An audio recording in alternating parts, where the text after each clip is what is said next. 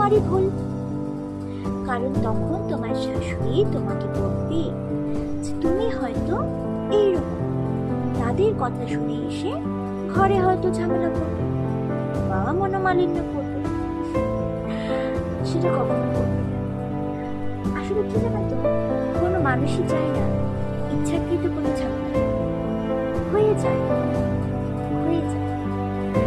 বা ধরো তোমার শাশুড়ি কারোর কথা বলছে, সে বিশ্বাস করে বলছে, তুমি ধরো চাওনি তার কথাটা কাউকে বলতে, কিন্তু এমন পরিস্থিতি আসে যে তুমি সে কথাটা বলতে বাধ্য হবে। বা ধরো তুমি কারোর জন্য কিছু করেছো, সেটাও বলতে বাধ্য হবে, কারণ তোমাকে এতটাই তারা রাগাবে যে তুমি সেই কথাগুলো তাকে বলতে বাধ্য। সেই বাধ্যতায় তুমি নিজেকে কতটা ছোট করছো সেটা তুমিও জানো না, তারাও জানে না। তারা শুধু তোমার প্রত্যক্ষ কথাগুলোকে নিয়ে কথা বলবে। তোমার সাথে যখন তোমার শাশুড়ি মার ঝগড়া ঝামেলা হয়ে যাবে, তারপরে যারা তার নামে নিন্দা করেছিল, বাজে কথা বলেছিল, তারাই দেখবে তার কাছে প্রধান হয়ে উঠছে।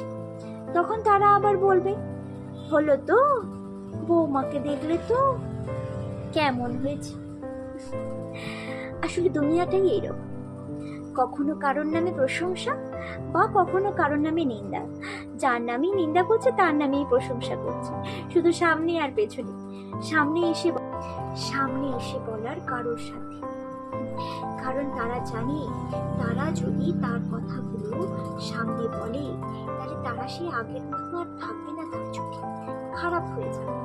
সে জেনে যাবে যে আমার বৌমাকে তারা কান ভাঙানি দিয়েছে, আর সেই বদমাইশিটাও তারা করতে পারবে না।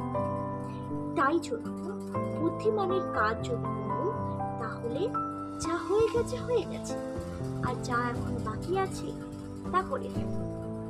কখনো কারোর কথা শুনে আর ভুলটা করো না। যদি মনে করো তারা তার নামে বাজে কথা বলছে, বলতে দাও, তোমার মাথা গরম করে দেবে। কখনো কখনো দেখবে কোনো একটা সমস্যা সামনে এসেছে, তুমি বলতে যাচ্ছ তোমার শাশুড়িকে কোনো কথা, ঘরে ফিরে আসো, আমার মতো করতে না।